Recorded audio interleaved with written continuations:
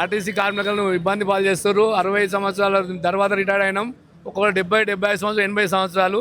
మరి ఇలాంటి కార్మికులను చాలా ఇబ్బందికరంగా చేస్తుంది గవర్నమెంట్ కానీ మేనేజ్మెంట్ కానీ. ఒక్కొక్కటి నిర్వీర్యం చేసుకుంటూ వస్తుంది, ఉంచుతాం అంటుంది ఏ గవర్నమెంట్ అయినా.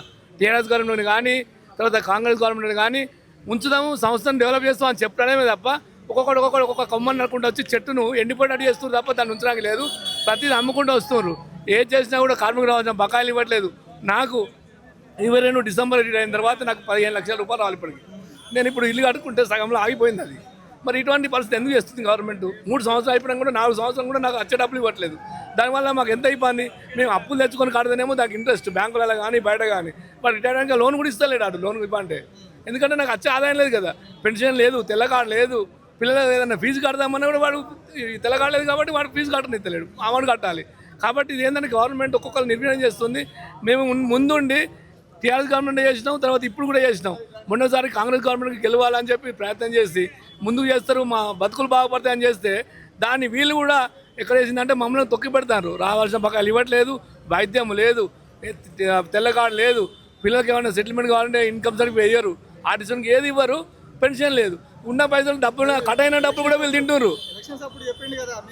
అది అన్నాడు అంటేనే ఇంతమంది మేము 30-40 వేల మంది సపోర్ట్ చేస్తే మా కుటుంబాలతో సహా అంటే ఎన్ని లక్షల మంది అవుతారు. అవి చేయం కూడా ఇప్పుడు ఏంటంటే గతం ఒడ్లెక్క మమ్మల్ని నెట్టిపెట్టి ఒత్తిపెట్టి మాకు వచ్చే బకాయిలు ఇవ్వట్లేదు. ఇప్పుడు మాకు వచ్చే ఇంట్రెస్ట్ కట్టిస్తే మా పైసలు పీఎఫ్లో కట్ చేసుకోకుండా మేము ఇంట్రెస్ట్లో కట్టినాం. బట్ 1 ఇయర్ తర్వాత పీఎఫ్లో పైసలు ఇస్తాడు.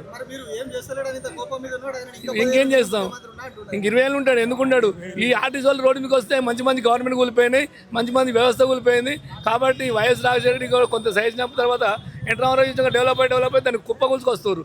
ప్రైవేట్ బస్సులో కండక్టర్ వాడే, డ్రైవర్ వాడు ఏం తీసుకుంటాడో ఏం చేస్తాడో తెలియదు. ఎవరైతే పెత్తందారి వ్యవస్థ ఉందో వాళ్ళకే సపోర్ట్ ఇస్తారు. సామాన్య ప్రజలకు ఒక ఫ్రీ పెట్టి లేడీస్ ఫ్రీ అని దాంతో వ్యవస్థను మొత్తం కుప్ప వేస్తారు. చెప్పిండు. ఇప్పుడు అపాయింట్మెంట్ ఇయ్యాడు మా రాష్ట్ర కమిటీకి కానీ మా జిల్లా కమిటీకి కానీ. ఒక మంత్రి కలిస్తే అనగా ఒక 1 ఇయర్ దగ్గర అపాయింట్మెంట్ ఇస్తారు. ఆ మెమోరాన్ని తీసుకుంటే చెత్త కుప్పలు వేస్తారు. ఏమి ఇవ్వట్లేదు, ఏం చేయట్లేదు.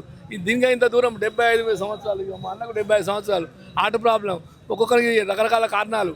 పిల్లలకు పెళ్లి చేసి ఇట్లయినా కొంత పెళ్లిళ్ళు కాలేదు, ఇల్లు కట్టుకుందాం అంటే పూర్తి సగం కంప్లీట్ అయింది. ఈ వచ్చే డబ్బులు వస్తే ఈ వ్యవస్థ ఉంది కదా, కనీసం 10 లక్షలు డిపాజిట్ చేసుకున్నా కూడా మాకు వచ్చేది 3200 రూపాయల పెన్షన్.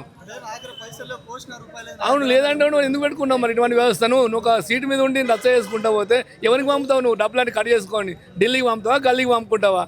మరి నీ మూసీ నదికి ప్రక్షాళనకు ఉంటాయి, ఇంకా మిగతా దానికి ఉంటాయి, వీటికి ఎందుకు ఉంటాయి?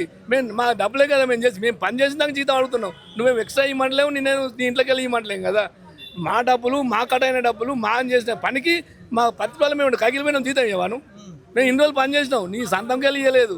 100 మంది 150 మంది 80 వాళ్ళు చేసినప్పుడు కింద మీద 250 మంది ఒక బస్సులు ఎక్కిండ్రు. మరి ఎటువైనా ఈ డబ్బులని ఈ విలాసాలు కట్టుకొని ఈడీలు ఎండీలు అంతా కట్టుకొని ఇంత దూరం తెచ్చి మళ్ళీ ఈ పని చేసి ఈ బాగా ఎవరు కట్టింది? అంతా ఎవరి పేదలు కట్టింది? అంతే మాదే కదా. ఈ JBS bus stand, MGB bus stand, CBS bus stand, మంచి పెద్ద బస్ స్టాండ్లు అవన్నీ ఎవరు కట్టరు? నేను 36 సంవత్సరాలు చేసిన సార్. 36 సంవత్సరాలు చేసిన తర్వాత మీరు చేసింది ఏంది ఉద్యోగం డిపార్ట్మెంట్లో? వితౌట్ ఒక ఆఫీసర్ కానీ ఒక వ్యవస్థ కానీ నేను భయపడకుండా పనిచేసిన. ఎందుకంటే ఒక నా సంస్థ డెవలప్ కావాలి, నా పిల్లలు బాగుపడాలని చేస్తే ఇప్పుడు ఉన్న వ్యవస్థలో మొత్తం కుప్పకూల్చి నాకు రచ్చ చేస్తున్నారు అంత గవర్నమెంట్. అవి చేస్తున్నాను. ఏం చేస్తున్నావు? ఎలక్ట్రిక్ బస్సు ఇస్తున్నావు, డ్రైవర్ వాడే, కండక్టర్ వాడే. ఇప్పుడు ఎయిర్పోర్ట్ బస్సు అందులో ఉన్న బస్సు వాందే, అందులో ఉన్న కండక్టర్ వాడే. వాడు ఏం చేస్తాడు? వాడికి ఏమేమవుతావు? ప్రాణేషన్ డిపోకు వాడు ఏం చేస్తాడు? వాడు ఏమి ఇస్తాడు? ఇచ్చిన పైసలు కలిపి 2 మిషన్ పెట్టుకుంటాడు. వాడికి ఏం పోయింది? దానికి హైట్ ఉన్నదా, లేకుంటే లెక్క ఉన్నదా?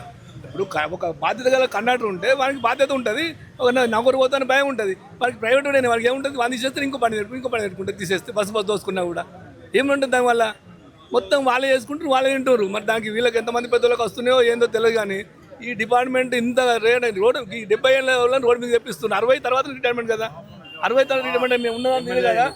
కాబట్టి మమ్మల్ని అందరూ ఇబ్బంది పాలు చేసి ఈ గోసాలకు రేపు నువ్వు 30 ఏళ్ళ ముఖ్యమంత్రి అవుతావు, 60 ఏళ్ళ ముఖ్యమంత్రి తెలియదు. కానీ నీకు పతనం అనేది మొదలైందని అనుకుంటున్నాం మేమైతే సార్.